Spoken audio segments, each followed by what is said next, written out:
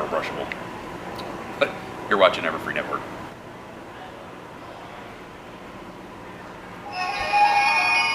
I love when you comb my hair.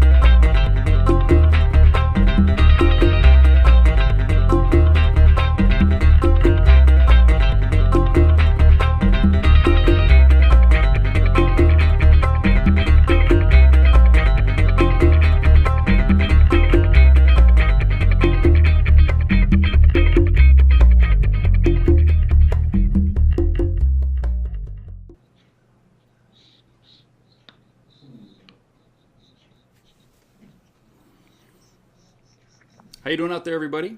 It's your pal Dusty, once again on the fabulous West Coast, San Jose, California. It's been a little bit cool and overcast today, but you know, it was great to get out and get some stuff done. I got a bunch of giveaways mailed today. I got out and did some financial work at my credit union to make it a little bit better for me later. But anyway, you don't want to talk about my financial situation, do you? No, you're here because we're going to talk to one wonderful director, Mr. Brent Hodge. Brent! Hey. Hey. How are you? How are you doing, my man? Good. Thanks for having me. Yes, awesome. Thanks for coming back to the program. Anytime. Now that we are after the big premiere, New York. Yep. It's awesome. It was so much fun being there. It was so much fun being there. Thank you so much for getting me involved because it was like a highlight of my life.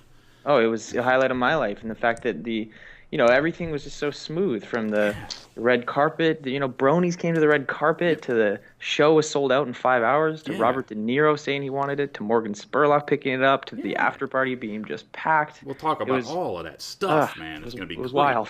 Yeah, it's going to be talking all about that stuff. But I'm gonna start you out. I don't think we gave you this question the last time you were here because we're the start of our new thing now. The one question we give everybody. Okay. What are some of your earliest memories of cartoons or comics that you enjoyed as a child? Oh, wow. I love this question. Yeah. Let's see. I think, the first thing that comes to mind is Teenage Mutant Ninja Turtles right away. Yeah. I remember I was 7 or 8 years old, and I got the turtle blimp as a Christmas present from Santa in the morning. Yeah. And that thing just never got put down for years.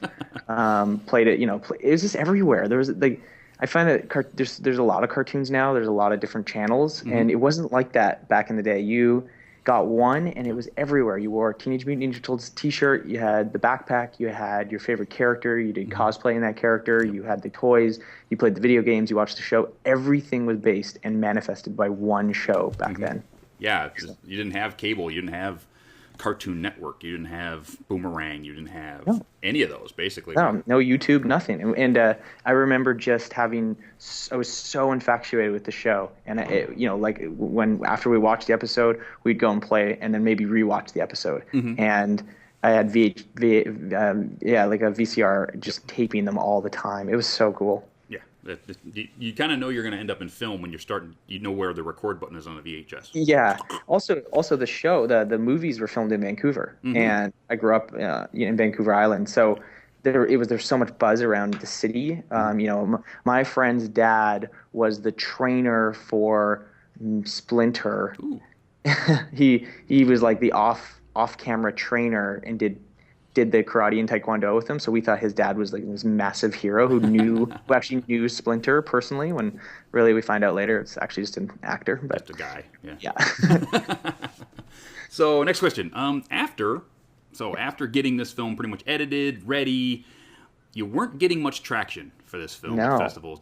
Tell us how you felt and what you thought you would do with this project before you got this distribution deal. Well, I mean, I think it was the last time I was on the show. We were talking about how this is coming out, and that was like a good year ago, Right. 9 months maybe. I remember we announced it. You were on the panel with me, and Yep. we announced it at BronyCon. We said, "Here's the trailer, and this thing's coming out soon. You know, stay tuned." And then the stay tuned button stayed tuned for a really long time. Pretty much. And you know, this is such a learning experience for me. I've done a lot of TV documentaries, and so for me, it was a whole new world to try to get a film out there and get it into theaters and figure that out. And I knew this was a good movie, but the world wasn't coping with that the same way I was. They you know it got rejected from a lot of big film festivals. We had a sale agent, and they dropped us. And I just got to the point where I remember calling Ashley, and we said, okay, well, this isn't ideal. It's not going where we wanted. So we said, well, let's just put this out into theaters ourselves. I'll take the risk. I'll rent the theaters. I'm sure enough bronies will rally and we'll get these things sold out. And then maybe it'll pick up some steam and we can get some press and go from there. I did not know it was going to get into the New York Times. I did not know it was going to get into Tribeca, which was great. And I definitely didn't think that Morgan Spurlock, of all people, would actually watch it and pick it up. That was the goal, though. Obviously, that was the dream. That was major bucket list dream. So pretty cool. Amazing. Speaking of the man himself, so it's going nowhere. Of Morgan? Yeah, it's going nowhere. And all of a sudden, you get a call from a guy named Morgan on the phone. Did he just called you up and said, "Hey, I love this film. Let's do something"? Or how did that call come about? Yeah, pretty close, actually. It was a friend of mine, had met him at a party in New York, and he said to Morgan, "You got to meet Haji. He's a friend of mine from San Francisco, and he just made a Brony doc." And Morgan said, "Wait, hold on a second, a Brony doc?" And he had been kind of talking with his company about doing a documentary, a bit of a spin-off of Comic-Con. He had met someone at Google Zeitgeist where he did a presentation who said, "You got to do a doc on bronies." He dived in, saw what it was, saw the fandom, and went, "Wow, this is incredible. We have to do something." You know, a couple months later, didn't really do much with it, and then this came to him. So sort of right place at the right time. And then yeah, he called me, and I still, up until the moment that I actually heard his voice, thought it was a joke. I thought it was just Ryan, my friend, just playing a couple games with me. But no, it was legit, and he wanted to see the film, and so I sent him a link, and he actually watched it, which sent a lot of links around, and not a lot of people spend 2 hours watching your film. Yeah. So a lot of respect for him and his company, and they're patient, they look at things, and they listen, which is what you don't usually get. Yeah, when I met him at the party, he seemed like even with everything that was going on around him, right? It's like I spent like 2 minutes talking with him, and he really listened to me. Yeah. And it's really weird when you catch somebody of that caliber, right? That status, that they're sort of like, yeah, and I'm gone. But you could actually see it in his eyes that he's actually listening to what you say. And well, yeah, I think you're, and that's like a, that really just sort of proves his professionalism in my eyes. Is like the guy's job is to talk and listen to people. That's what a documentary filmmaker does. Pretty much, yeah. Yeah, and so he's clearly just owning his craft in all parts of his life, from partying to being at Q&As to being in the public or his film. Boy, can that man party. We'll get to some pictures later on, people, that you're going to love, but man, can that man let loose. How much re-edit now that Morgan's picked up, said, yes, we're going to distribute for you and everything's going to be cool, but let's do some, did he actually put his fingers in it? Let's re-edit a little bit. I know you had to put the tags of his companies, right? That were, he had to stick that in. But did he actually change the film at all on you? No, not at all. Really? Not one thing. He just said, "We love it. Let's put it out." Sweet. And we added, we changed the credits and we added some things. And there had been a lot of re-edits since last year when I was on the show with you. Yeah. I spent a lot of time. I did a couple audience screenings for people who I find very critical in my life, and I did an anonymous anonymous feedback sheets where they really told me how they felt. And it was great because it really sharpened this film and narrowed down the things the access that needed to leave. And then we did a really great sound mix because it was going to theaters, and we did a new color mix, and that's about it. Wow. That's cool. That's actually absolutely cool that, somebody will come in and say, I want to promote this film, but normally want to put their fingers in it, right? It's like, I'll do this if you do this for me and change the film. It's really amazing that somebody of his caliber will just let you go. Yeah, I don't know if this will ever happen again, Dusty. I really don't. Unless he produces some more of your films. Yeah, but I think it's one of those things where it never happens. You always get a change. Like if somebody buys a film, they want it changed, or if they get a TV cut, they want it cut down to 60 minutes, whatever fits their TV slot. This never ever happens. So I'm pretty honored. That's really cool, actually. Finally, getting to New York for the Tribeca Film Festival. I'm sure you've been to a few of these festivals before, but how was this different for you, seeing as you had a major film playing? I mean, what was it different for you? Tell me all about that whole, feeling the minute you hit New York.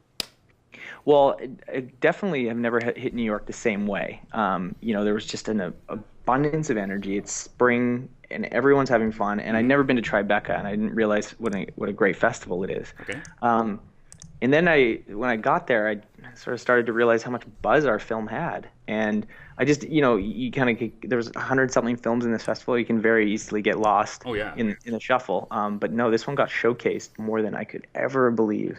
And that was nuts. That was like a lot of fun for us. We did, as soon as the second Ashley got there with me, it was press after press after press. I remember when you arrived, we could barely even get on the phone, let alone. Yeah, we couldn't figure out what we were supposed to do. Yeah, we get there. I'm gonna tell everybody. Me, Silva, and Draft get in. They put us up in this really cool, hip West Village apartment. I mean, this place was cool. It was in a 1900s building. It was really sweet. And so we get up on the morning of the movie, and we can't get a hold of you guys to save our lives. I was like, we're here. What do we do? We're sort of sitting here doing nothing. What do we do? Then you said you had press at 10 a.m., I think. I don't even remember who that was with. But then it's like, they said, oh, just meet us for dinner. See you later. It's like, so we go have some New York time. It was kind of cool. Yeah. Well, I think that was it too. I was trying to really enjoy New York, and it was very special to have a film in a festival. I go to lots just because I love films, and it's the industry, and I love being a part of it. And to have an actual film there, it's like it's your ticket to the party. It's really cool. Yeah. But it was wild. It was definitely a lot busier than I thought it would be. But the second we started the film, when we all met up, and then the red carpet started, we let it all go. It was just fun after that. Yeah, it was just great. I mean, we're in and around, and people doing interviews and pictures and this and that, the other thing. I'm just standing there going, what am I supposed to do? It's like people go over here, stand here, look here. Like, okay, fine. Yeah. I definitely got to give a quick shout out to New York Brony Kez. Yes. He was, what an incredible human being. And he rallied. I met him at BAPSCon the weekend before, and he rallied so many New York troops and got costumes and different really brought the Brony presence to this Tribeca Film Festival, which was just like, that was the magic. That's what made it happen. So Kez, if you're out there and you're listening, you're the man. Good job, Kez. So now it's like, we have the thing, the movie's over, we go to the after party. Yeah. Okay. What a freaking party this was. Tell us a bit about how getting an after party is all together. Did you have something to do with that? Was it all Spurlock's people? Who had the idea to hold it in a ping pong parlor? It was owned by Susan Sarandon, by the way. Yeah, we knew all this. Crazy. It was an idea that kind of came about from both Morgan's team and my team, where we said, all right, if we do Tribeca, we're going to do Tribeca right, and we're going to do it.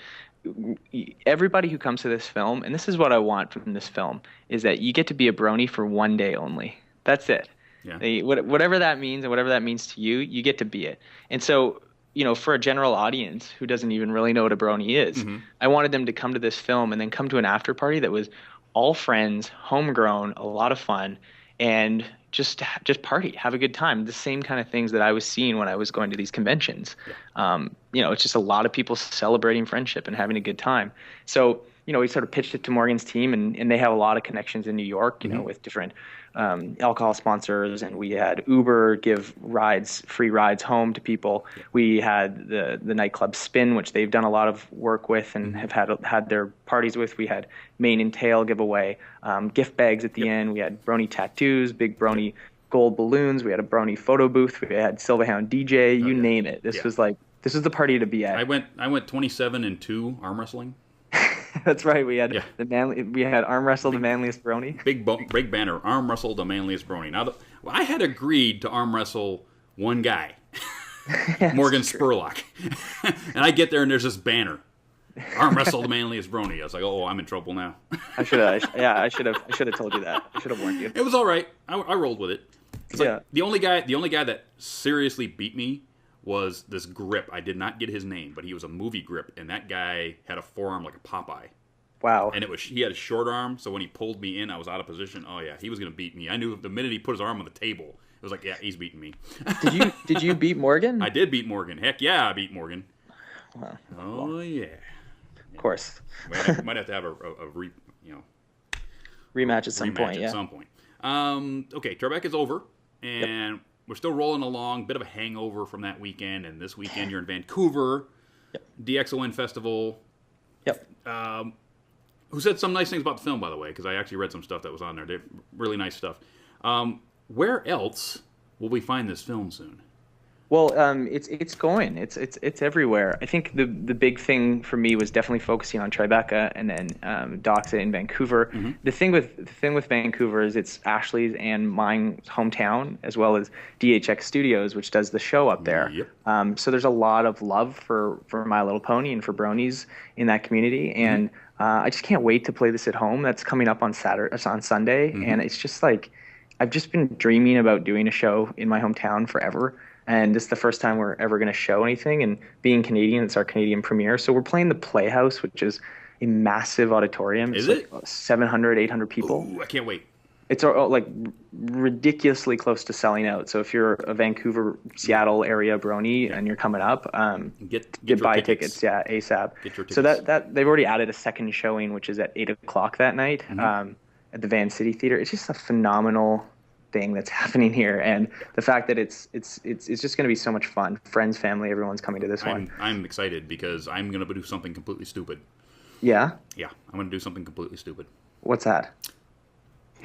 I'll announce it later, but okay. I'm gonna let my fans know. I'm gonna announce it later, but I'm gonna do something completely stupid, and we'll announce it a little later in the program. But besides that, we're going all over. So the deal with Morgan Spurlock was he wants to take this thing to theaters. He has this initiative called Morgan Spurlock Presents, and he's teamed up with Virgil Films and Richie from Amberama, and they're doing they're doing this sequence where they take films and they put them into theaters across America. So it gets into about 30 theaters in America this summer. And it looks like we're also going for Canada and as well a new one, which just was added in July, which will be Mexico, which is very cool. So we're North America now, and that's a lot of fun. So North America first, then we'll take the world after that. I've been really lucky as well being a New Zealander. We're going to be playing at the end of the month down there, part of this Dock Edge Festival. We're also doing Seattle Film Festival, and there's a few others that have been popping up around as well. Some unannounced yet, but it'll kind of trickle around a little bit in June, and then in July we're really going to hit, and the date will be coming soon with when everyone in America can see this thing. Yeah, that was the next question. Everyone really wants to know when they can still see the film. So we're talking concrete release date somewhere in July. Yeah, should know that right away. Okay. And I'm hoping it's near my birthday, which is July 9th. That would be a nice birthday gift. That would be cool. And so it's going to be one day across the nation. It'll be a one-day release, and then there's potential chance for more. But the fact that we get one in theaters is going to be great. And, like I said, you get to be a Brony for one day only. That's my goal with this film. I want these to be events. I want everyone to go. I want Bronies to dress up and feel great and just be proud and loud and have the best time. Do it. Yeah. Everybody should do it. Yeah. So we're gonna do one day in the theaters. Hopefully, we get some more theater time. But after that, I'm sure people are gonna love people who can't get to these theaters. Yep. are going to want to know when they can get their hands on it. So tell me, Oh, yeah. do we have anything about DVD, video on demand, Netflix? There's Any other news about that? Yeah, there's the VOD deal that's attached to it. I don't know the exact dates as well, but sort of nearing the end of the summer.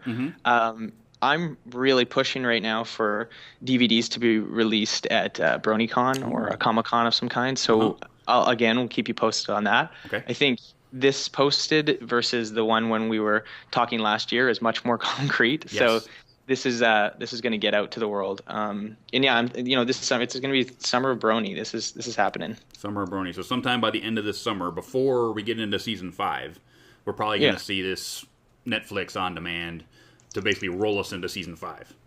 I think it's a nice lull between seasons. Yeah. keeps us interested. Keeps us interested, especially with Equestria Girls 2 coming, and then we got this movie coming. So I think it's going to be awesome to just do that. Ashley. Yeah. How was all of this in New York for her? Did you guys talk how it all went down?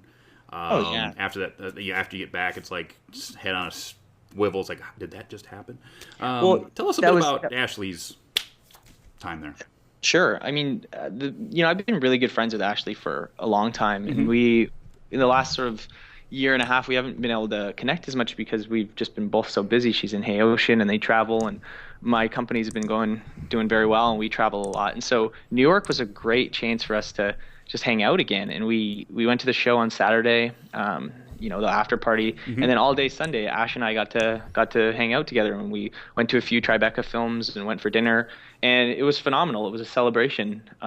Just so funny that it wasn't even that long ago that she told me about this Brony thing and said, "You got to film this." So it was just sort of neat. We were reflecting on a lot of the film and also just making plans for what we want to do and working around her schedule and, what festivals she can come to and what she can't come to. And it was great. It was great to be there, and I really couldn't have done it without her. Yeah, it was a wonderful time being around her. By the way, her parents are lovely. Yeah, they're great people. I got to spend like that pre-dinner that we had at the Italian place. I'm up there, and all of a sudden, her dad takes me aside. And says, you're Dusty, aren't you? I said, yeah. I was like, he talked my ear off for 20 minutes. It was freaking cool, actually. I was like, you're Ashley's dad, and you're spending time with me, and awesome. Yeah, well, we're products of our parents, and her parents are pretty cool, and you can kind of see where she gets her charm from. Oh, absolutely. He's wonderful, wonderful people. Let's see. I'm sort of out of questions at the moment. We have a few more minutes to spew to each other. So what are you now thinking about now that you've got this going, you've got some other stuff going? Yeah. Tell us a bit more about Brent, what's inside you, about how you feel about the Brony fandom now. I mean, now that the Brony fandom has basically come to your movie and all this stuff, and the movie's starting to take off. Tell us a bit more about how you feel about us. Sure. I mean, I always had and have a ton of respect for the Brony community. I think it's a fandom that respects themselves, and they respected me as a filmmaker. And the only thing I can deliver, and it's sort of my duty to deliver, is a respectable film out of that. Because all I saw was respect. And so I think that's what came from this whole thing for me, is that, we created a really nice piece of work. And I've said this a bunch, and I've said this at the cons and online, is I never made this documentary for Bronies. I made it for people, and I was going to show whatever I saw. And I saw a lot of great things, and they all got into the film. And, the overwhelming amount of support I've been getting for this doc is really special. Like the Bronies coming to Tribeca, coming to the after party, talking to me online. They're now supporting other films I've done. I've got a lot of messages about old films I've done or what I'm doing next, and it just feels really nice to know, like, just because you're a Brony doesn't mean you need to love or hate this film. It's like, if you're a film lover, I'm happy to see that you're gonna potentially like some more stuff that I do. Yeah. So it's really cool, and my goal is to do a few cons and make sure that we're online and we can always answer any questions and just keep making content. That's one thing I've noticed, is that the Bronies love content, and we love learning from content and developing more content. So that's what I'm going to keep doing because that's what we're good at. Yeah. So it's been pretty wonderful. I still can't really sum up Bronies yet. I don't I keep getting the question. Not many people can. No, it's like maybe it was never meant to make sense, and I like that. Where's fun in making sense? Yeah. No, but I think the big thing is I keep getting a lot of questions from press as if I'm some kind of Brony expert, and it's like, I did a documentary about Ashley and her story into a Brony fandom, which let me in. I don't know if I can ever say that I'll be an expert at this, but it's been a lot of fun. Yeah, I had that same. I was walking around the after party. I mean, the first 20 minutes I was there, I just had all these people yanking me aside and said, "Tell me a bit more about this. What's going on with that? How did it?" And even for me, who's been in this fandom for a long time, it's hard for me to quantify. Yeah. Because being a Brony is completely different for everybody who's a Brony. Mm-hmm. Okay, there's no box that you have to live within to be a Brony. Exactly. You can do this, you can do that, you can do that, you can do that. You can just watch the show, call yourself a Brony. You can make music and call yourself a Brony. You can make animations and call yourself a Brony. You could do nothing and call yourself a Brony just because you like the show. And that's what I'm noticing too, is like, just because you're a Brony doesn't mean you don't have other things in your life, and that you're like a lot of guys like a lot of other cartoons and like a lot of other shows and play hockey and absolutely. And draw and do different things. So I'm really relating to a lot of Bronies, and especially because we're traveling quite a bit with this doc in the next little while. Mm-hmm. I'm starting to meet the crews from those places. I've really connected to the Seattle Bronies and the Brony Can guys. And I actually have an announcement, if we can wait until after. No. Now's the time. Now's the time to do it. Right? Yes. Little drum roll or a little like so up there it is. We will be premiering the documentary in Mexico. So this is the Mexican premiere. At FloodyCon, which is on June 14th, 15th time. And an individual by the name of the Brony Chef, what a great guy, is we've connected, and we're going to be. He's the main reason we're going to theaters in July in Mexico, and also why we'll be playing down there, which is very exciting. Yes, we'll have more information about that during convention. Follow up a little later in the program. Yes, I got an email from them not an hour ago, just before the show. So I've got some information about FloodyCon right over here. But as of right now, we're going to go to commercial. And as soon as we come back from commercial, we'll talk about convention season, everything that's still going on. We'll go into charity work, and then we'll have you guys out there. We'll bring Screwball into the call and get all of your wonderful questions for Brent about this movie in New York and everything else that's going on. So stick around, and we'll be back in just a couple of minutes, okay? Got a letter to send? Maybe a package, or even a piano? No problem. Here at Derpy Mail, we, mostly be me, but we sounds better, can deliver with almost perfect precision. 80% of our packages arrive in great condition. What's the other 20%? Well, friends, that's 20% coolness. So why wait? Ship with Derpy Mail today and almost never lose a package ever again. We Derpy Mail take no responsibility for lost, damages, or misdelivered items. Deliveries may cause frustration, diabetes, bubblegum, and muffins. Please ask your doctor before using Derpy Mail. That's right, ponies. Derpy Mail is your one-stop and only shipping option in Ponyville. Stop into the office and pick up some stamps today. You will also find t-shirts, hoodies, messenger bags, and hats from WeLoveFine.com for all of your derpy needs. And remember, Derpy Mail, when it absolutely positively has to be there. Sometime. That's right, ponies. Derpy Mail, when it absolutely positively has to get there. Sometime. And all of you other guys out there, if you want some derpy swag, you know where to get it. WeLoveFine.com has all your derpy swag. I have most of their derpy swag. It's awesome stuff. So if you want to pick up some derpy swag, go to WeLoveFine.com. So now let's go into conventions. So the first one I'm going to bring up is the one we just talked about, FloodyCon, which was just announced. Mexico City, June 14th. All 6 Latin voice actresses of the main 6 will be there. The Brony Chef will be there. This film will be there. So if you are anywhere near Mexico City, all you Mexico Bronies, go check it out. It's going to be a fun time. Then we're going to go to TrotCon, June 20th to 22nd, Columbus, Ohio. the list of everybody there. Here we go. Emily and Tay, Pegasus Sisters Live, Pixel Kitties, Eurobeat Brony, Cyril the Wolf, Pony Toast, Mike Checks, Heather Breckel, Andrea Libman, and Peter New, the twosome that goes everywhere. They're all so much fun together. Silver Slinger and Animated James will be there also. Everfree Northwest, July 4th through 6th, 2014. Marika, Georgia Ball, Heather Neufler, and Michael Dobson will be there. They've opened up their charity drive donation. So if you've got something unique that you think can make some bits for their charity, check charity at everfreenw.com. So contact them about that. BronyCon, August 1st through 3rd. The big one. Baltimore. Reg is open. Hotel Reg is open. Kazumi Evans, Daniel Ingram, Shannon Chan, Kent, Katie Cook, Andy Price, Tony Fleece, Heather Breckel, Tabitha St. Germain.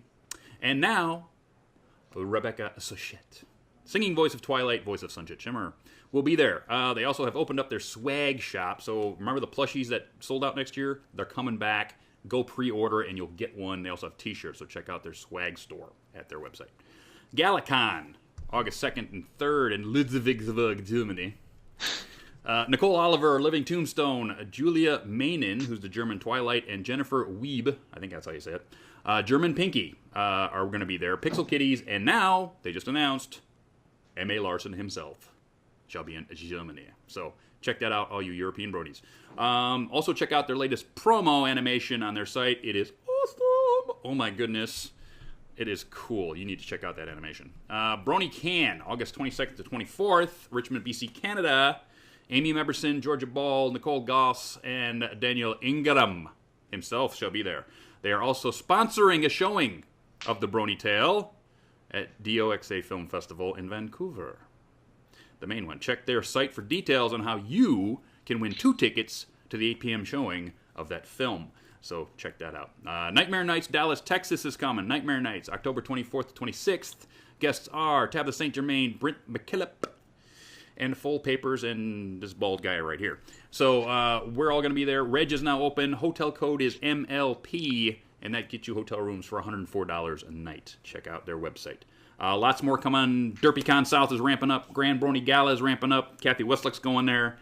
So many things to do this summer. Watch this film. Watch other stuff. Exploding. The Brony movement is exploding this summer. You can't not go somewhere. There's too much to do. You need to. Go somewhere. Be Brony. So with that is our rundown on convention season. If you have a convention out there that you want me to talk about, send me an email, dusty@manlysbrony.com. Let's see. Charity work. Brony Chefs, Northern Ontario Families of Children with Cancer.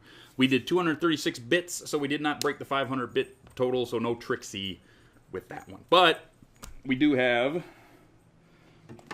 the manliest Brony cookbook, which is going to go to somebody today with some other pieces of swag I'm going to get out of this bag down here.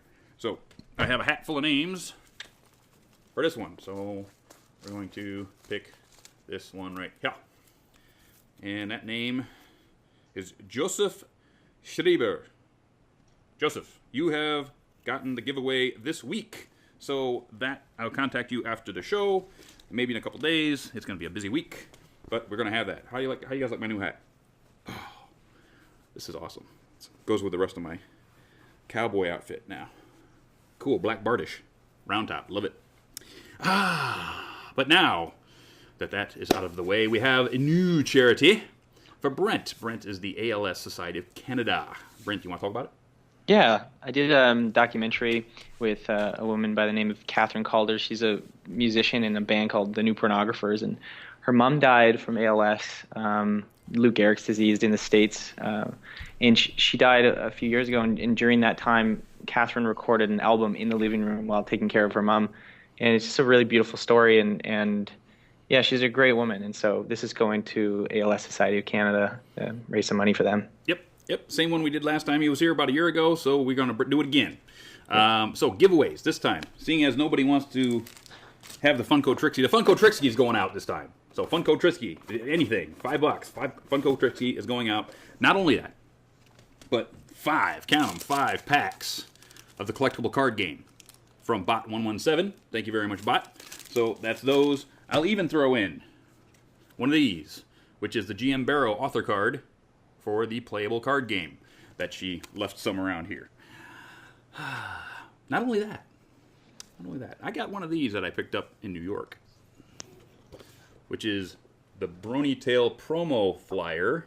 Nice, beautiful photo style. I'll sign it too, and I'll send that to you. So that's the only one I got. Well, other than the one I'm keeping.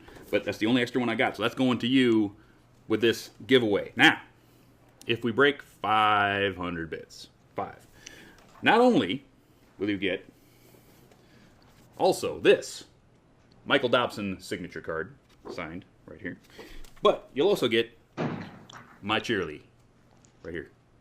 I love Cheerly, but you're going to get it. So if we break 500 bills, you get this and this on top of all of that. So as soon as the show's over, we're going to get a new page up over at manlysbrony.com where you can click the link, go over to the page, give your bits, and make sure that you register on manlysbrony.com so I can find you, because I have a lot of prizes I can't get to anybody because nobody's getting back to me. I keep sending out emails, and nobody gets back to me, so guess what? I'm going to keep them. They're mine. So if I'm sending you stuff and you're not getting back to me, I'm not going to keep doing this for years looking for you guys. So if I got to be able to find you once you give me some bits for this stuff, so I can get it to you. But that's charity for this shoe. So now I'm looking for Screwy. Twycane, do you know where Screwy is? Do you know where Screwy is? I'm telling you. It was your turn to watch him. Yes, it was. Not yes. I just being quiet so I could just hear you guys chat with one another. You're hiding on me again. All the time. Screwball. All the time. I'm actually my mom actually gave me this amazing pasta right here, and it's like I'm like trying my absolute best to eat this as quick as I possibly can. But it's not really a pasta; it's more of a, I don't know what it is, but it's amazing. Is it a goulash? I don't know, but it's amazing. Hey everybody, say hello to Screwball. Well, hi there. Well, hi there, Screwball. What's up, my buddy? Well, when I was actually I actually wasn't looking at the stream, and I realized how much I missed it over there. Oh, I know. It was so much fun having you over here, buddy. I'm telling you. Especially when we went to Dave and Buster's and you kicked my butt in Rock Band. He kicked my butt. He did. I did good at Rock Band, and then what is it? I think Mario we went Kart. tied. Mario Kart. You kicked my butt at. Yep, Mario Kart. Oh, that was good times though. So I got a lot of the questions. Do it. Do the questions. Do now. One sec. Where did I put you? I don't know. You had one job, Screwy. I had one job. Okay, here we go. So that's one. I'll bring this one from the really new mop. I love that name. The really new mop. Brent. It's the best name ever. Okay. Best name ever. So the question is to you, Brent. Do you think a Brony Tale is coming to the cinema in Tillsonburg, Woodstock, or London soon? Yeah, I mean, it's gonna play major cities, I'm assuming. So I just have to. I don't know all the places, but I'm assuming when he says London, he means the UK. That's what we're hoping. Like Europe is hard, but we're gonna do our best. I mean, I'll do a show in London after the fact if I have to, but Woodstock, I'm not sure. Definitely major cities though. You know, like thinking in states. You know, Denver, Seattle, Dallas, Detroit, New York, San Francisco. Like the big cities will get the shows, and then it's really just about what we can sell out. If we can sell these shows out, we'll get more. Yeah, definitely. Ooh, I have to instantly bring this one. I just got it, but this one I'd love. First, it's from Flair Cobra. First off, happy Cinco de Mayo to y'all. Cinco de Mayo. Did I say that right? You know, I have my drink, so I'm Cinco de Mayoing right now. It's like Cinco de Mayo is sort of like the Hispanic reason to have a drinking party. I'm not kidding. It's sort of almost the same reason that we have, you know, Independence Day for America. It's like a great big time to have time off of work and have some drinks with your friends. I know what it means. Don't get me wrong. It's the independence but Mexico has the same thing. Independence from whoever they independed from. But it's like, when you get here into San Jose with a huge Hispanic population, there's nothing but cars with Mexican flags flying everywhere, and everybody's having a drink. It's like, it must be the Mexican, let's have a drink holiday. I'm not being racist about it, because I like having drinks on Independence Day. Hey, when we have Canada Day, it's Canada crazy Day, intense. It's crazy party drink time. Oh, yeah. Yes. Especially in my community. Oh, yeah. The question to you, Brent, is will there be any outtake reel to the movie? Ooh. Oh, like extra additional footage. Yeah. DVD release additional footage kind of thing. Yeah, why not? I just have to put it together. But yeah, let's do it. Let's that's one thing that Ash and I were talking about in Toronto. It's Tribeca. Just about how we can put together some extra stuff here. Maybe a little bit more Brony focused too. Stuff that you guys would be interested in, like her in the studio, things like that. So yeah, I'm going for it. We're gonna say yes, there will be. Let's do it.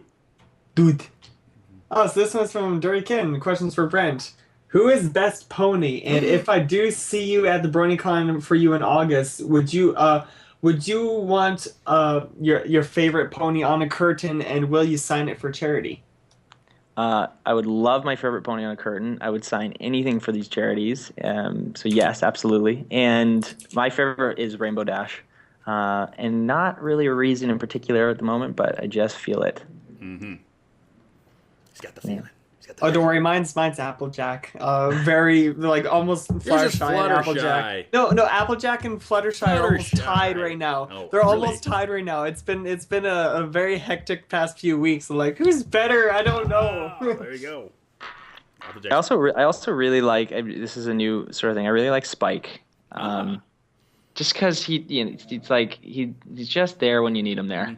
The latest. Did you see the latest episode last weekend? Then okay. No, I haven't. You need to.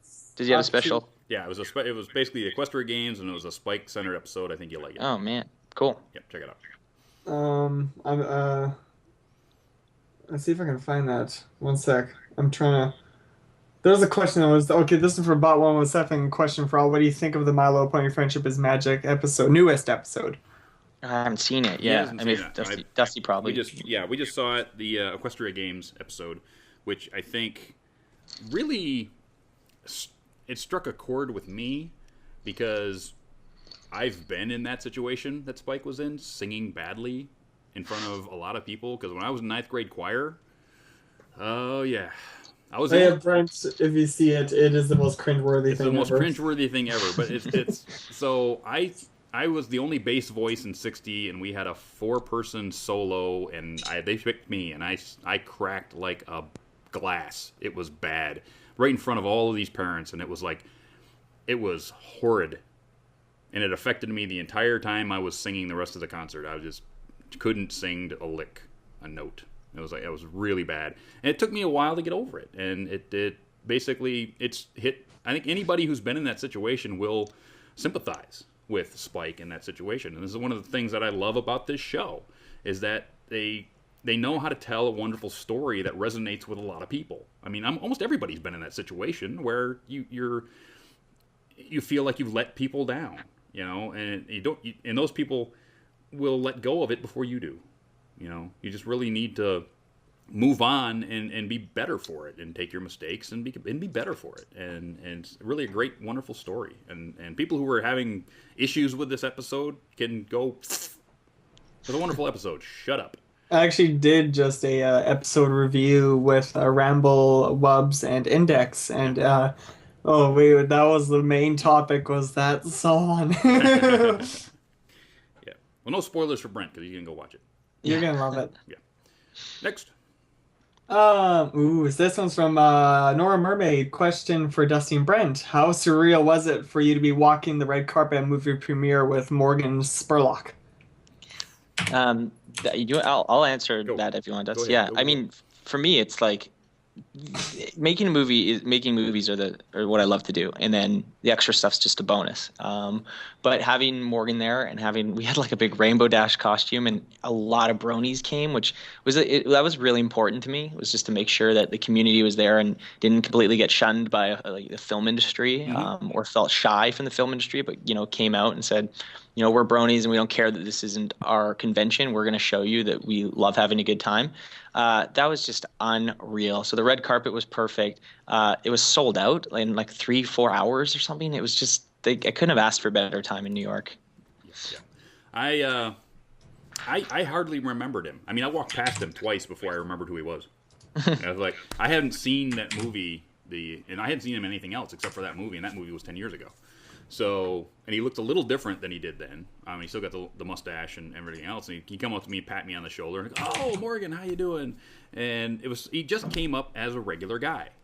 He didn't put on airs as you would think that some big shot movie guy would do. He came up like he was your buddy, and it was just basically a wonderful time. Getting your picture taken and talking to Morgan and talking to Brent and talking to Ashley and doing interviews with this really nice lady who I have no idea where those interviews went. None. It was like, okay, I'm getting interviewed by some really nice lady and TV, and I have no idea where it's going, so I can see it later. It was like I have no idea where it went.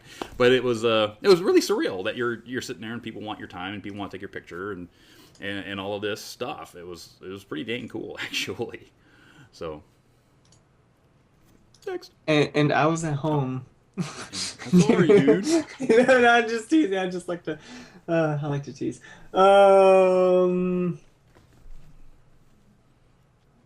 Pardon.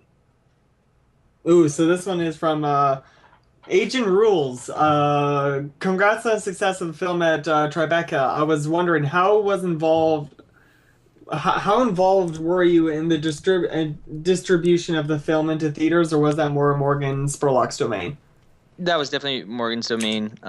He'd come to us with that idea of we have the access to these theaters, we're going to get it in, and so it was definitely Morgan's doing, which I'm very thankful for. That's awesome.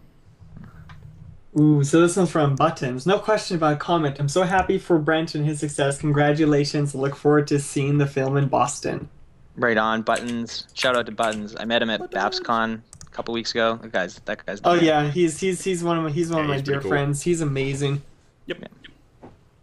He was tons of fun to be with. He was the reason I got to BabsCon, because he managed to pay me through on getting my flight and everything. I was originally not supposed to be going, so if it wasn't for him, I wouldn't have been at Dusty's studio. Everybody give him thanks for being here last time. Definitely. Ooh, so... Oh my god, I'm getting a lot. This is from Trailblaze. To Dusty, if you could arm wrestle any wrestler alive or dead, who would it be? Arm wrestle any wrestler alive or dead? Yeah. I would probably arm wrestle either Diesel or The Undertaker. Because I respect both those guys. They're so awesome out of the ring.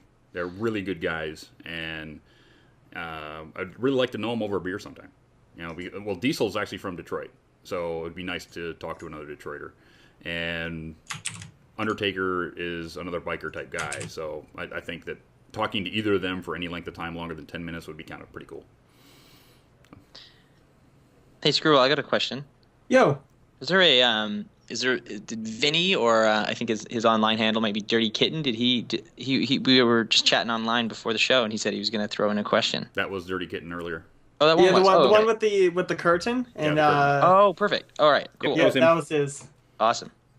Yep. Pardon. Ooh. So this one is from Firemain. Question for Brent. I want to make you a carving of a Brony Tail logo for you, or is there another image for you would like for me to carve for you? Oh my god, how cool is that?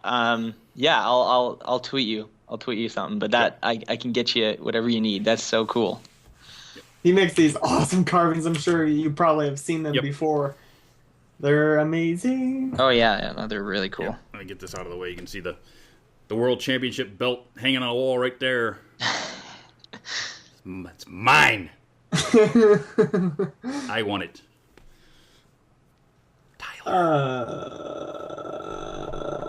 I sound like that thing from The Grudge.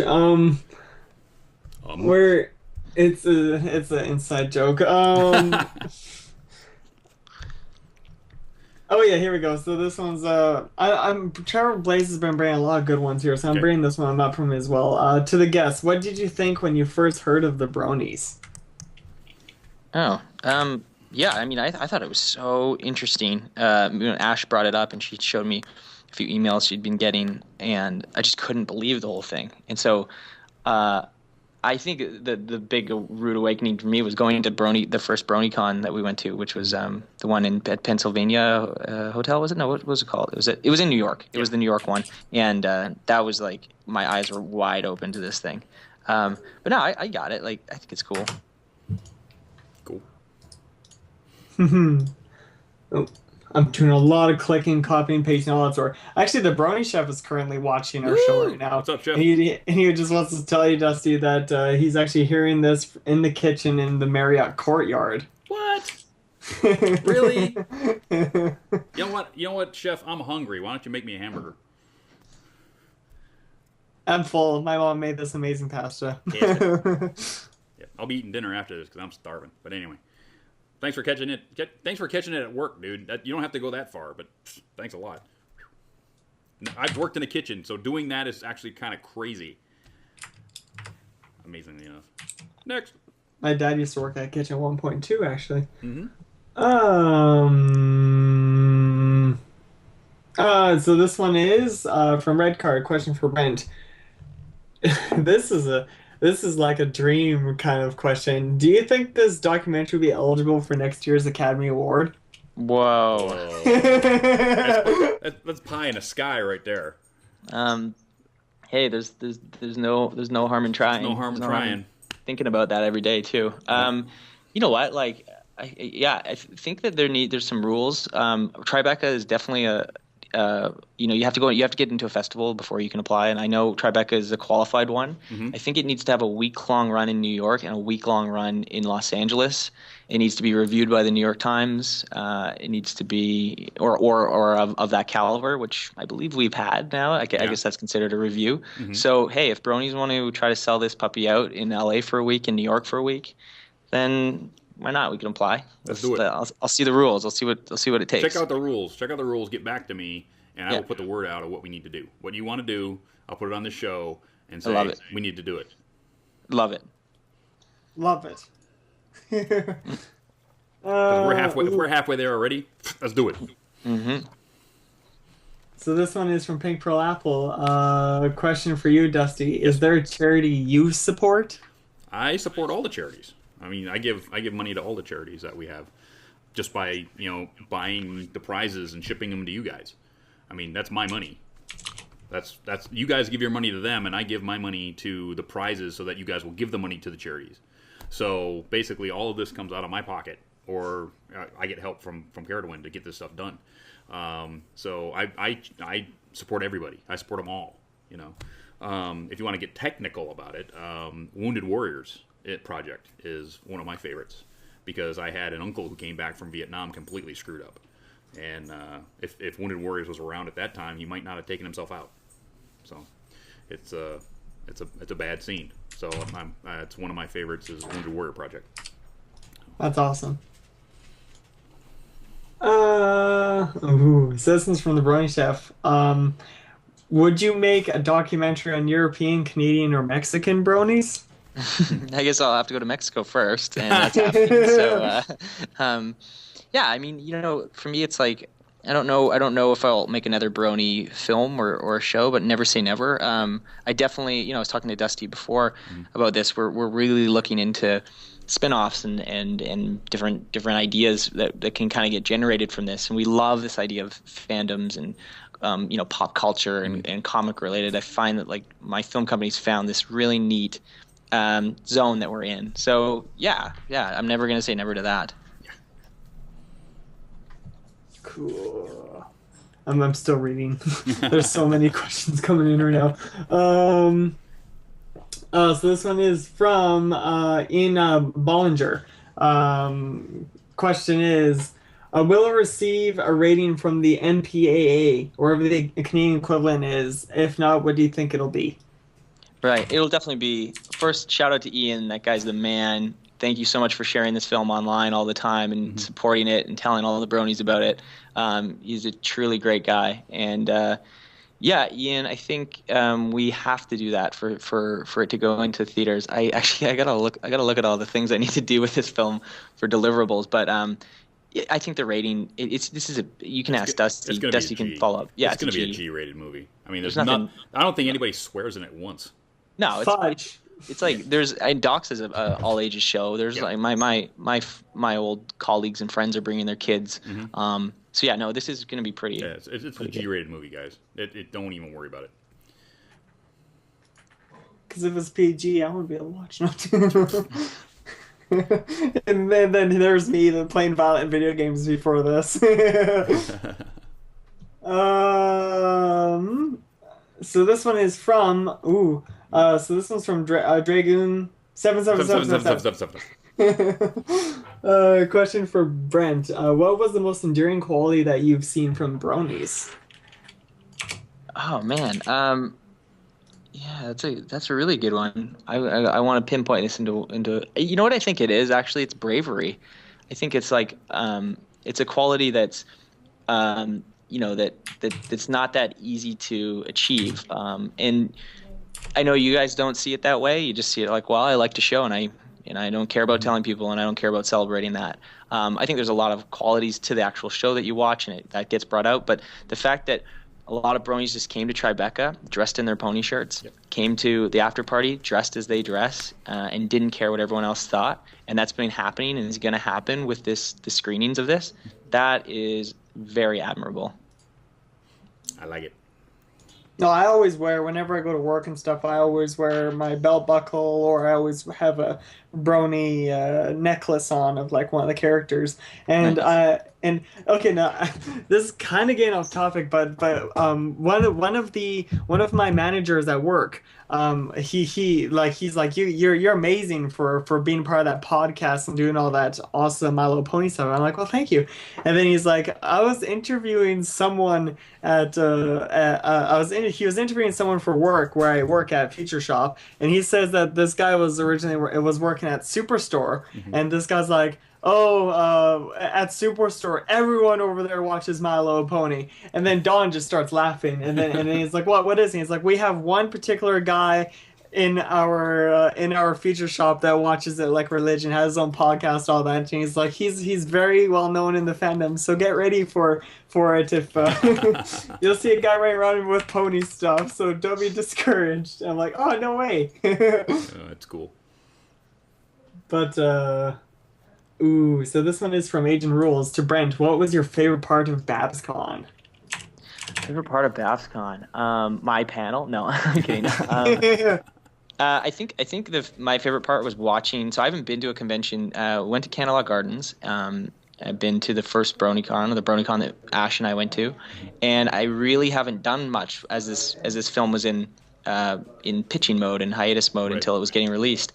And the fandom has grown and gotten so much more expressive with everything they do, from how they dress to the cosplay to how excited they are. It's just really cool to see how much it's grown. Like, I think the one we went to was like 800 people, that BronyCon, and now isn't it 8,000 plus? Yeah. It's gone Actually, massive. Didn't they already get to 10,000 people? They're 10,000. They're damn close to 10,000 pre-regis. I gotta make sure we sell DVDs. That's gotta be where we do this. And you gotta tell me if that's happening, because then I have to make plans. I will. Okay. I will. But anyway, that's what I like the most, is just seeing how many more people are celebrating this thing. It was really interesting to see how many kids were there. Oh yeah. There's a lot more kids, and that was really cool. I think the other thing was that it was in San Francisco, and I've been living down here quite a bit lately, so it was neat to kind of just, get out there really fast. So yeah, that was nice. San Fran's a really lovely, lovely city. I enjoy it there. Ooh. Oh, where did I put you? Oh, there. So this one is from, what the heck? There we go, from Dubstep Lee. Question for Brent. What was the most difficult part to making in the Brony documentary? This question got brought up at Tribeca actually when Dusty and I and a few others and Morgan and Ashley were all on the Q&A panel. But I said that making it was actually quite easy, and I think making films these days is pretty easy. The hardest part was getting this thing out there. It took me a year to film it, and took me basically a year to get any kind of distribution deal. So, you know, guys like Morgan and his team, I'm really honored to be a part of that right now, because they have access to get these things out. They have a fan base, and they have the the access to theaters and VOD deals and different things. So that was the hardest part, was getting this thing out, and it's really lovely to see it doing it right now. Awesome. From Parasol, a question to Brent. If you could live in any world from a film or TV series, what would you choose and why? Whoa. Whoa. Oh, okay. This is a big question. Huge. Geez. Oh, that's like putting me on the spot. I'm trying to think here. I don't know. There's a lot that I would like to go to. I don't know if I'd want to live there or just kind of go for the weekend. Who Framed Roger Rabbit, for example? What's it called again? Toontown? Toontown. Yep. Yeah. Even the new Lego movie. That was such a good movie. Yeah, awesome. And so, yeah, like I'm trying to think here. That would be pretty cool. It would be awesome to. This would be, and I would love to do a film like this one day, but something from like 50s, 60s. Mm-hmm. The movie Blow, Johnny Depp. Yep. Blow. Well, It's just so cool how they go through like 50s, 60s, 70s, 80s, and just like, man, I would love to live in the 70s. I'd love to live in the 60s for like a couple months. Well, it's like, if somebody wanted to do their own live action, video game, I want to be part of The Walking Dead for a weekend. Yeah. Go try to survive for a weekend in The Walking Dead universe. Oh no. I could not do that. But I've gave my answer many times to this question. It's like I would own a blacksmith shop somewhere on the south end of Ponyville. Nice. Fixing things, and that's what I would do. Oh yeah, Equestria. I'd take a stab at Equestria too. I would take a stab at Equestria and fixing things, and yeah. That's what I do. Next. I got no answer to that. Yeah, no answer. It's too hard. There's too many. Pardon. Okay, so this one's from Nick Holstein. A question for everyone. Because we are at the topic of films, is there a movie in particular that any of you have put in a special place in your heart? Oh God, all of them. Well, not all of them, but for me, the special place down deep in my heart for that one film is the Blues Brothers. Whoa. I'm sorry, but the Blues Brothers is probably the height of American film of that era. Mm-hmm. Totally. Basically, it was how could you even get permission to do half that stuff, much less have this really great story wrapped in it, Mm-hmm. And I actually watched the uncut version with the stuff they took out, and it actually added more to the film than if you watch the TV cut, it's not really as good if you watch the uncut version. There's a couple of scenes in the uncut version that probably could be taken out and still be the same film, but it's really, really a cool concept, taking an SNL gag and turning it into this really great movie. I mean, I don't think Blues Brothers 2000 never happened. That's never happened in my life. But the original Blues Brothers movie has that place, and probably the second one would be the original Conan the Barbarian, and then the original Flash Gordon. Those three films are my Tribeca, if you want to call it that. But that's my trilogy of films. Cool. Those three. Yeah. What do you think, Brent? My favorite, hands down. Yeah. No, I think those are pretty great. Hands down for me is Alice in Wonderland story, the book. Everything's version, I didn't love it, but it was. Yeah, I'm still the story was there. That film and that story has done more for my life and career than anything. That's cool. What about you, Screwy? I always loved Indiana Jones. I grew up to Indiana Jones. I thrived off Indiana Jones. I've watched them each like well over 15, 20, 30 times, and they still never get old. It's still like hell. I've watched. I did like a little marathon of the first three. Let's not speak of the fourth. Yeah, they were amazing. I loved them, and those ones I always hold dear as my most favorite movies of all time. By far. That is cool. I even grew up with the Star Wars trilogy, and those don't come to me. When I think of my favorite films, those three films are my favorite films. Even though I grew up with Star Wars and I grew up with the trilogy that Screwy loves, they don't come to my mind immediately when I think film. I think those three films and just none of the others. It's just weird. In terms of classic, I love the Indiana Jones, but in terms of like recent movies, I loved Inception. I loved a lot of those like kind of sci-fi ones, like Oblivion. I watched that one like maybe 7 times already, and that one is just crazy. Like, it was one of those movies that kept you on the edge of the seat the whole damn time, and you're like, what's going on? I don't understand. And then as soon as you get halfway through, it just gets 10 times worse. Yes. And then you're just like, I'm very confused. And then as soon as it comes to like that last 20 minutes of the movie, you're just like, oh, it all makes sense now. Yes. And then watching it through again, it makes even more sense. Then just keep watching over and over again. And then you just like, you notice so many points that make it a whole lot more interesting. Cool. It was good. Hey, Screw, you know what time it is? I was trying to think of a joke, but I got nothing. It's time for You Know What's Screwy, Part 5. Oh, this one's so weird. You Know What's Screwy, Episode 5 is coming up right now, so sit back, relax, and let the dulcet tones of Screwball teach you everything you need to know about this right here. See you in a minute.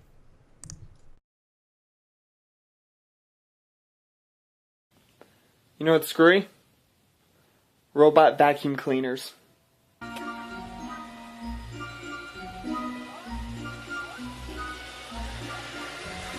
Oh God.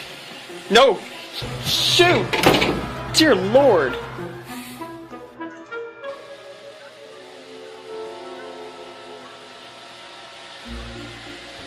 No, no, no, no, no! That thing is possessed, I swear. Whoa, whoa, whoa, whoa. What was that? No! No! No escape! Yes. Fall! Fall, you evil machine! Okay. You know what's great? The Inspiration Manifestation. A book that when you think of anything, it bam, comes right there. And boy, would I wish I could have that sound like that. It's I would make all sorts of cool and interesting projects, but sadly we don't have a magical universe of ponies and stuff like that. But inspiration is absolutely everywhere. You can be inspired by anything. There could be plushies, books, video games, and art, which I love this piece, by the way. It's so awesome. And art books.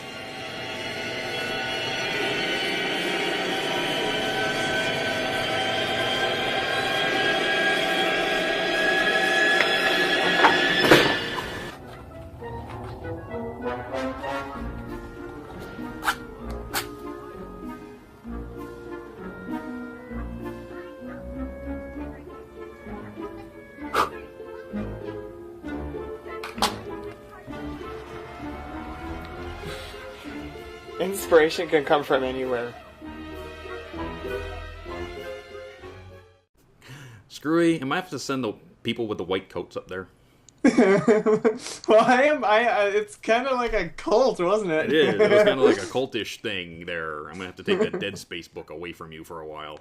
Yeah, when me and Logan first got that book Yeah. from the Edmonton Expo, I decided to be a genius and read it late at night. And then I had some of the most vivid, disturbing night terrors I've ever had in my whole life. Like I was in sweats, like I was sweating like crazy when I woke up. And I'm like, I should not have done that. And now I don't do it anymore. I don't really even read that book anymore because I'm worried that's going to happen again. So let's move on. Next. Okay. So this one is from Fleur Cobra. What is everyone doing for Mother's Day? Mother's Day. Well, seeing as my mother's in Michigan and I'm here, I will probably call her. Maybe video Skype with her and send her a very nice present. I actually have a great Mother's Day. My mom is coming to Doxa, the closing film festival. It's our Vancouver show for A Brony Tale. It's on Mother's Day. Nice. In Vancouver. Nice. Awesome. How about you, Scree? I'm not sure yet. And she brought you past it? And my mom's like right outside the door, so I was thinking of maybe getting a necklace or something. Don't say. I'll get something. I'll think of something. So this one is from Justice! Yes. I had to breathe there. I wasn't ready. Resident Superhero. Stay Brony, my friends. What does James want to know this week? So I like this. It's hilarious what James says because Spike from My Little Pony found out that he can control fire with his mind in the new episode. Do I have a rival? But he can't. The thing is, he can't do that. Sure, it didn't happen. Sure, you can. You know, maybe when he was doing this, cornflakes all over Equestria were jumping out of their bowls. Maybe, but no, it wasn't fire. I love that though, and I just that was another cringeworthy thing was him thinking that he could do that. Yeah, and he's just like, I'm like, no, stop it, Spike. That's a cringe episode, but it was hysterical. It was amazing. So this one. So this one is from Ian Bollinger. This one for Brent. Can you convince Hayoshin to perform at BronyCon? I'll do my best. Yeah, I have no say on Hayoshin, but they're great. They're all good friends of mine. Yeah, fun band. I'm bringing this from Imperius. Question for all: has there ever been a point where you were watching a movie and you forgot you were watching a movie? Was it like, I guess falling asleep is kind of considered that, isn't it? Yeah. I've sort of gone off, you know. My dad says that I used to do this. We used to be sitting there watching the TV. We'd be watching a movie or something. I would just be sitting there watching, and he'd come over and he'd hit me. I said, "What?" He goes, "I've been screaming at you for the last 10 minutes." Whoa. It's like, you were just zoned. I was inside the movie. So in it that I didn't hear anything else in the room. Hey, so, I have a quick question. Yeah. For Dusty, what was it like watching yourself on the big screen? It was a bit cringeworthy, I think. You know, I think everyone feels that. I think everyone feels that when you see yourself on screen, that you're hoping you don't come off badly, that you don't, you know, think that people will take what you're saying wrong, you know. But when you look up, I mean, I was having sunken eyeball day, I think, because you saw me on the screen and you saw these big, you know, bags under my eyes, and the bags were like 6 feet tall. And I'm going, oh, makeup. So that's the only thing I really wanted was some makeup, because I had these dark circles under my eyes. I don't know why I was so dark circled during that week, but it was bad. But other than that, it was fun. You know, after the movie was over and people liked what I said, it was like, okay, cool, everything's fine. But that first time, you know, you're sitting there and Brent says, "It's great, it's gonna be cool, it's gonna be awesome," and I'm sitting there and Brent Spurlock's in the audience, and he's in the audience, Ashley's in the audience, all my friends are going to see this thing, and my roommate's 2 down from me, and I'm going, oh, I haven't seen this yet. I'm hoping it's good. So you're just a little nervous, but it all turned out better in the end. Yeah, and I did that. Like, I have not shown anybody who's in the film this film. All the bronies, even Ash had saw a rough cut only. It's just something I like, this element of surprise. I want you to see it around people and get it on a big screen. Yeah, it was fun actually. I'm sitting there going, I'm about to be on the big screen in a real movie. Oh my goodness. Yeah, it's cool. It's a real movie. Yeah. That's a really good way of putting it. Like, we premiered at a really big festival, and it's neat that bronies are on the map like that. Yep. Yeah, it is, actually. It was really neat. Next. So this one is from Trailblaze. To all, what do you think of the idea of more Star Wars movies? What do you think, Brent? Interesting. Yeah, that one's weird. I think they're doing it right. I mean, Abrams going to be incredible. He's clearly, they're not going to make a mockery of this. That's not what he does, in my opinion. And I don't know yet. I think, I'm not sure. I'm not even that sure about the first three, the Jar Jar Binks episodes that came out. Yeah. I think we can forget those. Cool sometimes it's okay to leave a story untold after that. I don't know. I really don't have much of an opinion. I want to see the hype. I want to see if it's about selling toys or actually good stories here. But I used to love Star Wars, that's for sure. Yep, I did too. I think I saw the original Star Wars. I think I was 12 or 13 when the original Star Wars came out. Maybe younger than that. But I remember it distinctly because I was over at my cousin's place for like a month, what cousins do in the summertime. And we spent every day at the movie theater watching that movie. So we were, like, twice a day we'd watch it. And I think I saw it that month maybe 30 times. Wow. And it was like, it was just good every time you watched it, the original Star Wars, and it was really cool. And then Empire Strikes Back came out, and that was better. And it was just really, really cool. And then the next three came out, and you went, really? It's like, where, why, who, what? And now I'm really hoping that now that they've gotten Harrison Ford and Carrie Fisher and Mark Hamill back, that they can wipe the slate with those three, that they didn't happen, just go away. Maybe not even nod to them. This is way in the distance in the future, and everybody's forgotten those things ever happened. And we have new stories and new things. Rumors are that it all centers around Han Solo, and what goes on with Han Solo in his later years. So that's the rumor. And if that's the story, I will be all over that. All over that. I think what's just so cool about it, and this is sort of happening with bronies right now, is that fandoms, or even just like this idea that culture in general is created the need for these stories to get extended. There's the fact that there's still Star Wars fans out there, and that that there's a community for that, means that it's the reason why they just decided to get this thing sparked up again.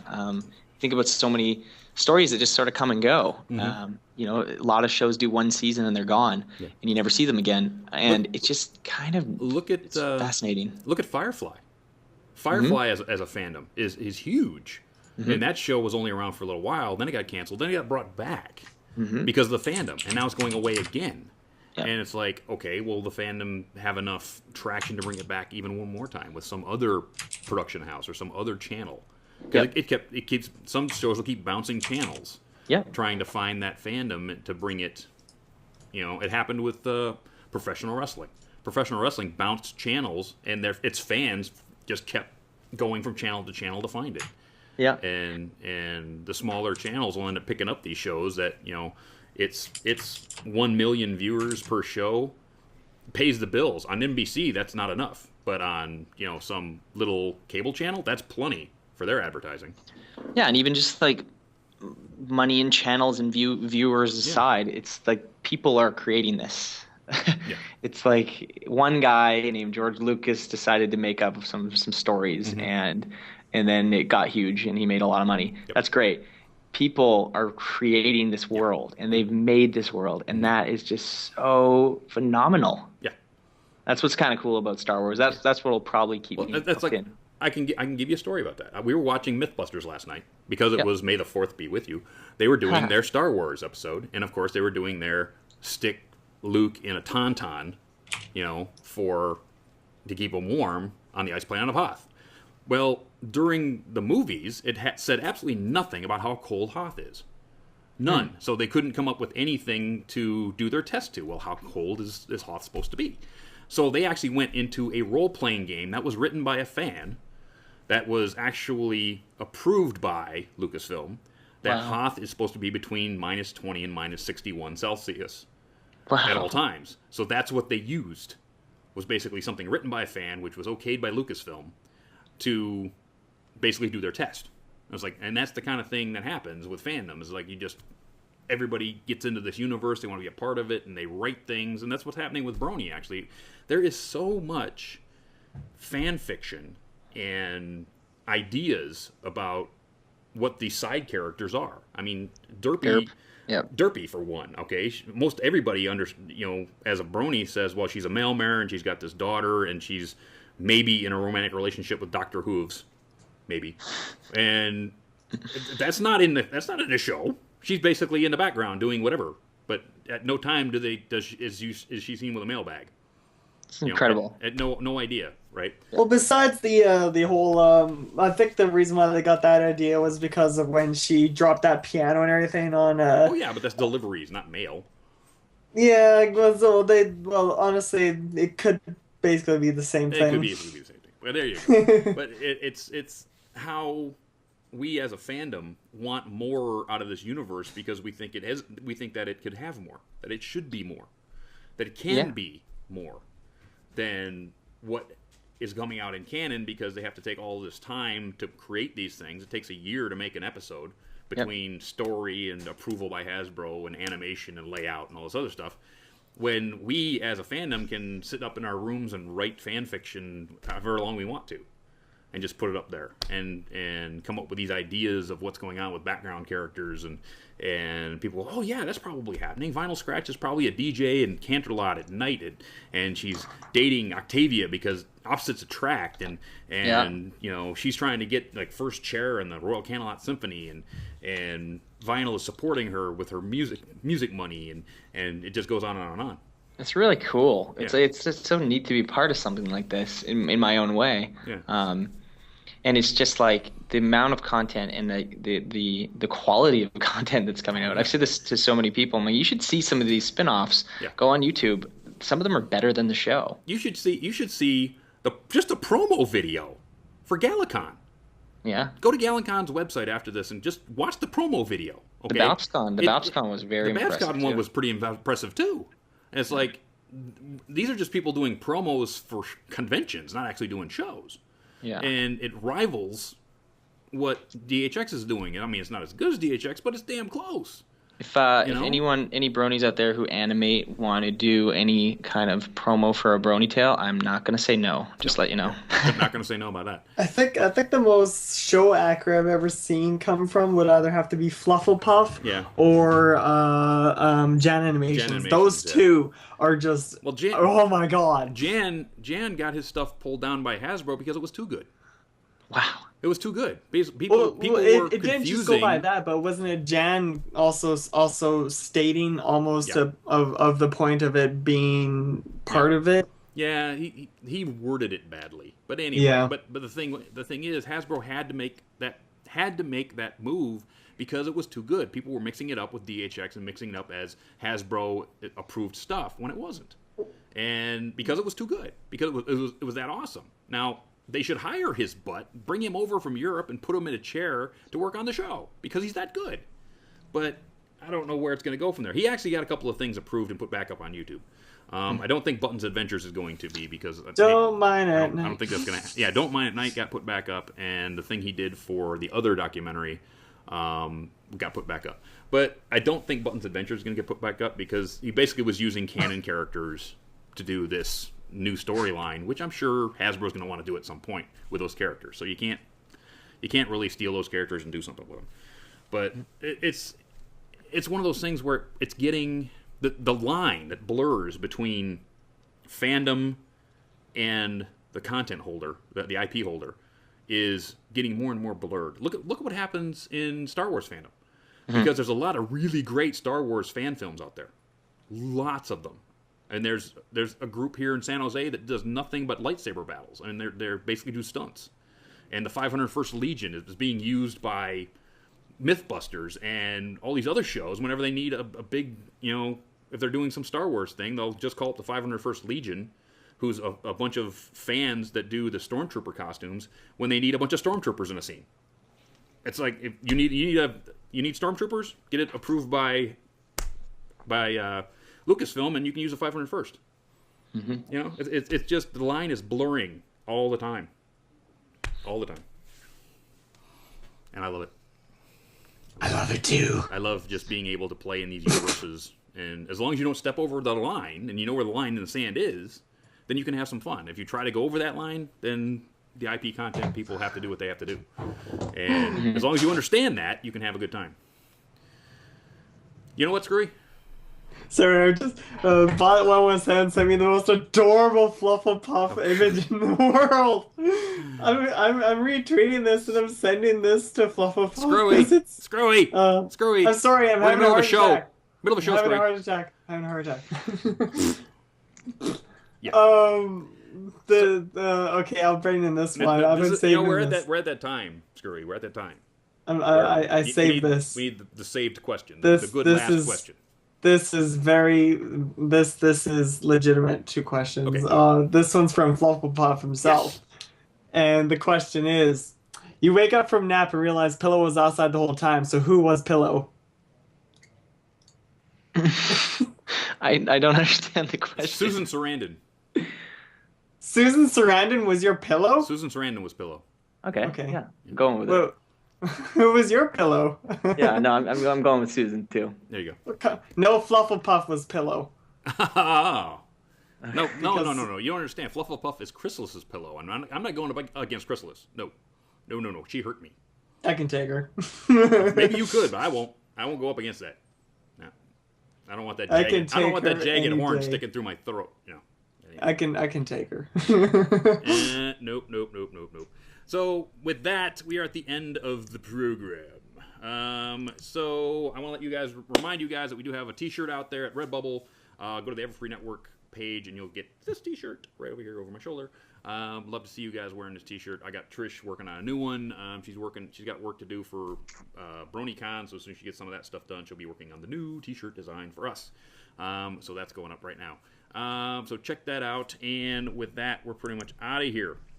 I want to thank a couple of people. Let me get my script up here. I want to thank Brent for taking time out of his busy schedule for coming on. Filming is Magic that did our new outro. BabsCon, BronyCon, TrotCon, Everfree Northwest, BronyCan, Care to Win, my wonderful roommate who helps me do everything around here. Amy, my wonderful girlfriend. EFN, Screwy, and you every time for coming out and supporting us whenever we turn that camera on and do what? Make lily liver fools out of ourselves. Yep.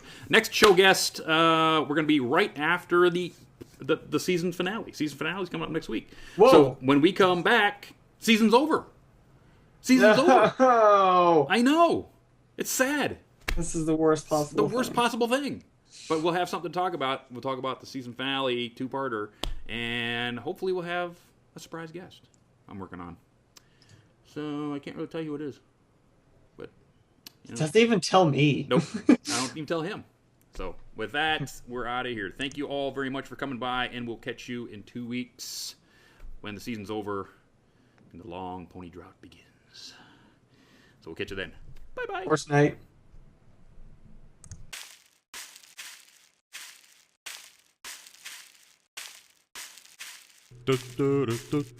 Good night, sweetheart. Well, it's time to go. Good night, sweetheart. Well, it's time to go. We hate to leave you, but we'll be back soon. Good night, sweetheart. Good night. Good night, sweetheart. Good night.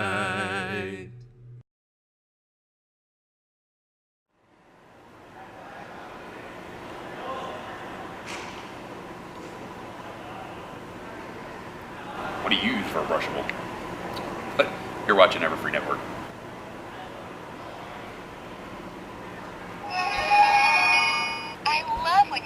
my hair.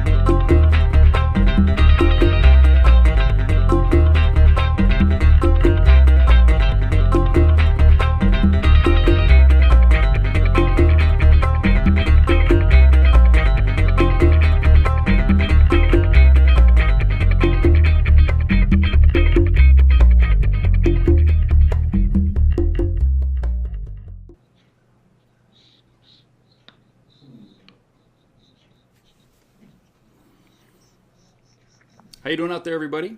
It's your pal Dusty, once again on the fabulous West Coast, San Jose, California. And it's been a little bit cool and overcast today, but you know, it was great to get out and get some stuff done. I got a bunch of giveaways mailed today. I got out and did some financial work at my credit union to make it a little bit better for me later. But anyway, you don't want to talk about my financial situation, do you? No, you're here because we're going to talk to one wonderful director, Mr. Brent Hodge. Brent! Hey. Hey. How are you? How are you doing, my man? Good. Thanks for having me. Yes, awesome. Thanks for coming back to the program. Anytime. Now that we are after the big premiere, New York. Yep. It's awesome. It was so much fun being there. It was so much fun being there. Thank you so much for getting me involved because it was like the highlight of my life. Oh, it was a highlight of my life, and the fact that everything was just so smooth from the red carpet. Bronies came to the red carpet, to the show was sold out in 5 hours, to Robert De Niro saying he wanted it, to Morgan Spurlock picking it up, to the AFTV documentaries. And so for me, it was a whole new world to try to get a film out there and get it into theaters and figure that out. And I knew this was a good movie, but the world wasn't coping with that the same way I was. They got rejected from a lot of big film festivals. We had a sale agent, and they dropped us. And I just got to the point where I remember calling Ashley, and we said, okay, well, this isn't ideal. It's not going where we wanted. So we said, well, let's just put this out into theaters ourselves. I'll take the risk. I'll rent the theaters. I'm sure enough bronies will rally, and we'll get these things sold out. And then maybe it'll pick up some steam, and we can get some press and go from there. I did not know it was going to get into the New York Times. I did not know it was going to get into Tribeca, which was great. And I definitely didn't think that Morgan Spurlock, of all people, would actually watch it and pick it up. That was the goal, though. Yeah. Obviously, that was the dream. That was major bucket list dream. So pretty cool. Amazing. Speaking of the man himself, so it's going nowhere. Of Morgan? Yeah, it's going nowhere. And all of a sudden, you get a call from a guy named Morgan on the phone. Did he just called you up and said, hey, I love this film, let's do something? Or how did that call come about? Yeah, pretty close, actually. It was a friend of mine, had met him at a party in New York, and he said to Morgan, you got to meet Haji. He's a friend of mine from San Francisco, and he just made a Brony doc. And Morgan said, wait, hold on a second, a Brony doc? And he had been kind of talking with his company about doing a documentary, a bit of a spin-off of Comic-Con. He had met someone at Google Zeitgeist where he did a presentation who said, you got to do a doc on bronies. He dived in, saw what it was, saw the fandom, and went, wow, this is incredible. We have to do something. A couple months later, didn't really do much with it, and then this came to him. So sort of right place at the right time. And then, he called me, and I still, up until the moment that I actually heard his voice, thought it was a joke. I thought it was just Ryan, my friend, just playing a couple games with me.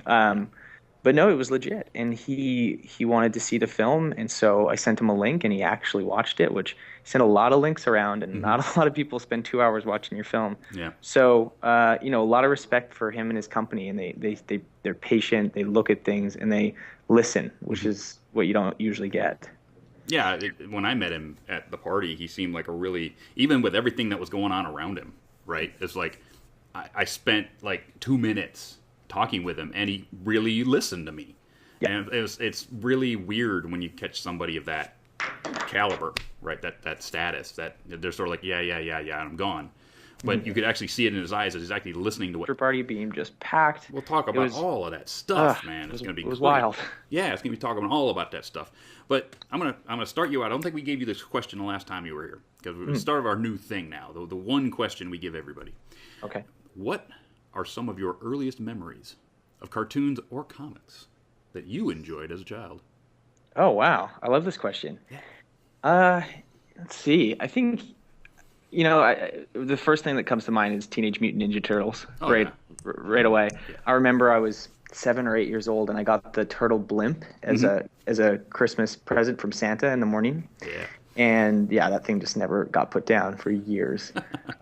Played it, it was just everywhere. There was I find that there's a lot of cartoons now. There's a lot of different channels, and it wasn't like that back in the day. You got one, and it was everywhere. You wore a Teenage Mutant Ninja Turtles t-shirt, you had the backpack, you had your favorite character, you did cosplay in that character, you had the toys, you played the video games, you watched the show. Everything was based and manifested by one show back then. Yeah, you didn't have cable, you didn't have Cartoon Network, you didn't have Boomerang, you didn't have any of those, basically. No YouTube, nothing. And I remember just I was so infatuated with the show, and when after we watched the episode, we'd go and play, and then maybe rewatch the episode. And I had like a VCR, just taping them all the time. It was so cool. You kind of know you're going to end up in film when you're starting. You know where the record button is on the VHS. Yeah. Also the show, the movies were filmed in Vancouver, and I grew up in Vancouver Island, so there's so much buzz around the city. My friend's dad was the trainer for Splinter. he was like the off camera trainer and did the karate and taekwondo with him, so we thought his dad was like this massive hero who actually knew Splinter personally, when really we find out later it's actually just an actor. But just a guy. Yeah. So next question. After getting this film pretty much edited, ready, you weren't getting much traction for this film at festivals. Tell us how you felt and what you thought you would do with this project before you got this distribution deal. Well, I mean, I think it was the last time I was on the show, we were talking about how this is coming out, and that was like a good year ago, 9 months maybe. I remember we announced it. You were on the panel with me, and we announced it at BronyCon. We said, here's the trailer, and this thing's coming out soon. Stay tuned. And then the stay tuned button stayed tuned for a really long time. Pretty much. And, this is such a learning experience for me. I've done a lot of... What you say. Well, yeah, I think you're, and that's like that really just sort of proves his professionalism in my eyes. Is like the guy's job is to talk and listen to people. That's what a documentary filmmaker does. Pretty much, yeah. Yeah, and so he's clearly just owning his craft in all parts of his life, from partying to being at Q&As to being in the public with his film. Boy, can that man party! We'll get to some pictures later on, people, that you're gonna love. But man, can that man let loose! How much re-edit now that Morgan's picked up, said, yes, we're going to distribute for you and everything's going to be cool, but let's do some... Did he actually put his fingers in it? Let's re-edit it a little bit. I know you had to put the tags of his companies, right? That were, he had to stick that in, but did he actually change the film at all on you? No, not at all. Really? Not one thing. He just said, we love it. Let's put it out. Sweet. And we added... We changed the credits and we added some things, and there had been a lot of re-edits since last year when I was on the show with you. Yeah. I spent a lot of time. I did a couple audience screenings for people who I find very critical in my life, and I did an anonymous anonymous feedback sheets where they really told me how they felt, and it was great because it really sharpened this film and narrowed down the things the access that needed to leave. And then we did a really great sound mix because it was going to theaters, and we did a new color mix, and that's about it. Wow. That's cool. That's actually absolutely cool that, somebody will come in and say, I want to promote this film, but normally want to put their fingers in it, right? It's like, I'll do this if you do this for me and change the film. It's really amazing that somebody of his caliber will just let you go. Yeah, I don't know if this will ever happen again, Dusty. I really don't. Unless he produces some more of your films. Yeah, but I think it's one of those things where yeah, it never happens. You always get a change. Like if somebody buys a film, they want it changed, or if they get a TV cut, they want it cut down to 60 minutes, whatever fits their TV slot. This never ever happens. So I'm pretty honored. That's really cool, actually. Finally, getting to New York for the Tribeca Film Festival. I'm sure you've been to a few of these festivals before, but how was this different for you, seeing as you had a major film playing? I mean, what was it different for you? You know, tell me all about that whole, feeling the minute you hit New York. Well, I definitely have never hit New York the same way. There was just an abundance of energy. It's spring, and everyone's having fun. And I'd never been to Tribeca, and I didn't realize what a great festival it is. Okay. And then when I got there, I sort of started to realize how much buzz our film had. And I just, you kind of there was 100-something films in this festival. You can very easily get lost in the shuffle. But no, this one got showcased more than I could ever believe. And that was nuts. That was like a lot of fun for us. We did, as soon as the second Ashley got there with me, it was press after press after press. I remember when you arrived, we could barely even get on the phone, let alone. Yeah, we couldn't figure out what we were supposed to do. Yeah.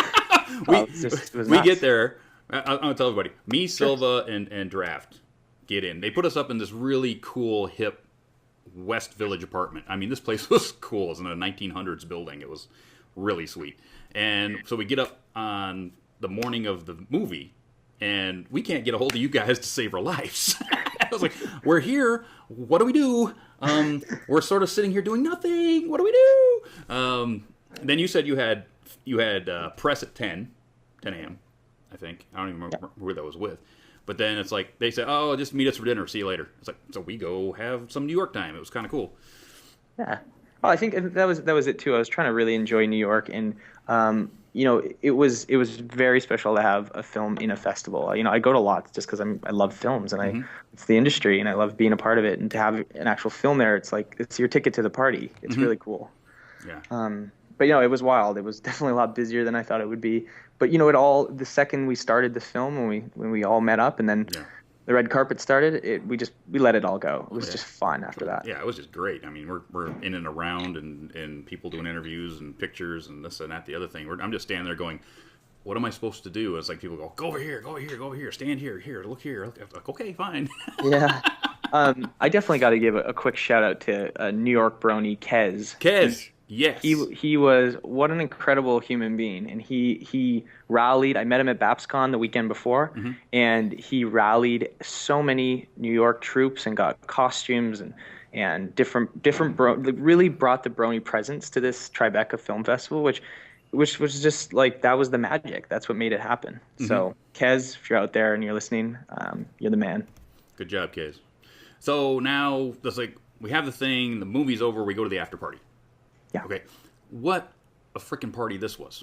Tell us a bit about how getting an after party is all together. Did you have something to do with that? Was it all Spurlock's people? Who had the idea to hold it in a ping pong parlor? It was owned by Susan Sarandon, by the way. Yeah, we knew all this. Crazy. It was an idea that kind of came about from both Morgan's team and my team, where we said, all right, if we do Tribeca, we're